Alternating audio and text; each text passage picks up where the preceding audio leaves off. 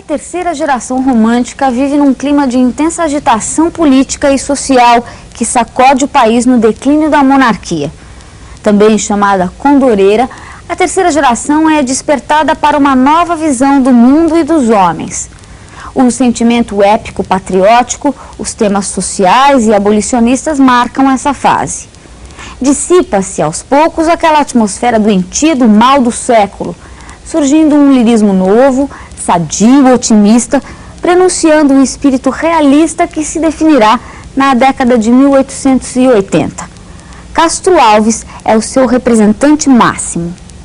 A aula de hoje vamos falar sobre romantismo brasileiro, terceira geração. Vamos acabar, Castro Alves, vamos acabar a poesia brasileira, terceira geração, grande Castro Alves. Está passando aí bonitinho, acabou de passar. Vamos ver então os pontos mais importantes da poesia de Castro Alves, terceira geração. Olha lá. É a poesia engajada, ou seja, o Castro Alves abandona aquele tom adelgaçado, aquele tom pessimista, aquele tom lamuriento que marcou os poetas da segunda geração. É um poeta viril, é um poeta preocupado. O Brasil nessa época, na terceira geração, já na década de 70 do século passado, era bem diferente do Brasil do começo do romantismo, década de 30. Era um país que, apesar dos passos de tartaruga, caminhava para a sedimentação do capitalismo, para a sedimentação do capitalismo. Mas havia entraves, havia obstáculos herdados da própria condição colonial que impediam o desenvolvimento pleno do capitalismo.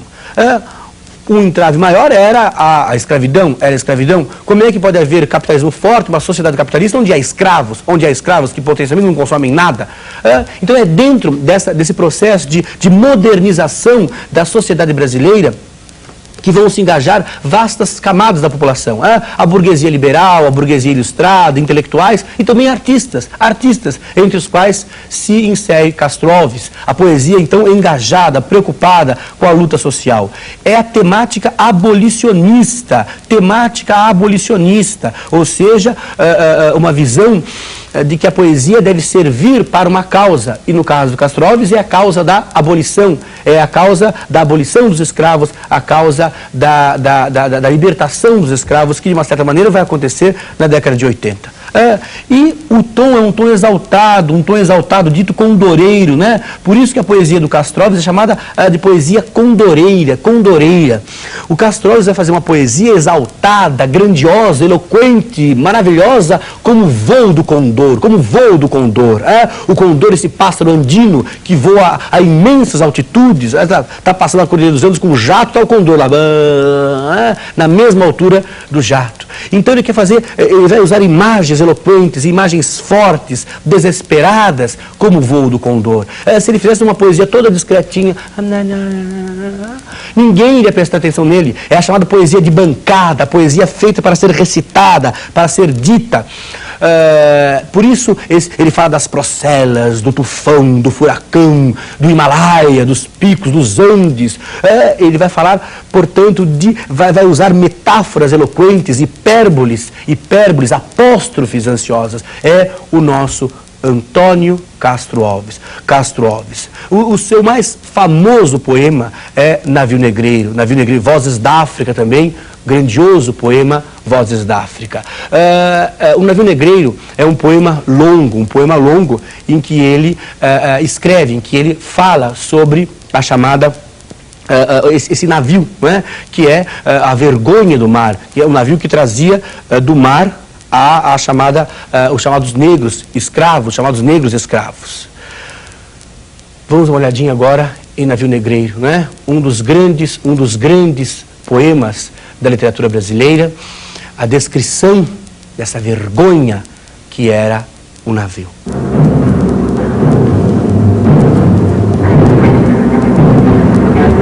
Estamos em pleno mar, todo no espaço brinca o luar, doirada borboleta, e as vagas após ele correm, dançam como turba de infantes inquieta. Estamos em pleno mar, do firmamento os astros saltam como espumas de ouro, o mar em troca acende as ardentias constelações do líquido tesouro. Era um sonho dantesco, o tombadilho que das luzernas a vermelho brilho em sangue a se banhar. tinir de ferros, estalar do açoite, legiões de homens negros como a noite, horrendos a dançar. Negras mulheres suspendendo as tetas, magras crianças, cujas bocas pretas regam o sangue das mães. Outras, moças, mas nuas, espantadas no turbilhão de espectros arrastadas em ânsia e mágoa vãs. E existe um povo que a bandeira empresta para cobrir tanta infame cobardia e deixa transformar-se nessa festa em manto impuro de bacante fria. Meu Deus, mas que bandeira é esta que impudente na gávea tripudia? Silêncio, musa, chora e chora tanto que o pavilhão se lave no teu pranto. Auriveiro de pendão de minha terra, que a brisa do Brasil beija e balança, estandarte que a luz do sol encerra e as promessas divinas da esperança. Tu, que da liberdade após a guerra foste hasteado dos heróis na lança, antes te houvessem roto na batalha que servires a um povo de mortalha. Fatalidade atroz que a mente esmaga, extingue Nestor o briguimundo, o trilho que Colombo abriu na vaga, como íris no pélago profundo. Mas é infame demais. Da etérea plaga, levantai-vos, heróis do novo mundo. Andrada, arranque este pendão dos ares. Colombo, fecha a porta em teus mares.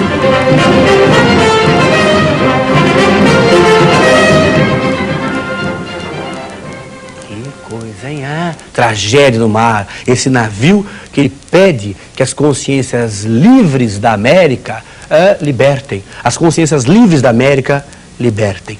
Saia. Ele pede que Andrada, o grande patriarca da independência, e Colombo, descobridor das Américas, despertem as consciências livres desses povos para a chaga vergonhosa, a chaga ignominiosa da escravidão.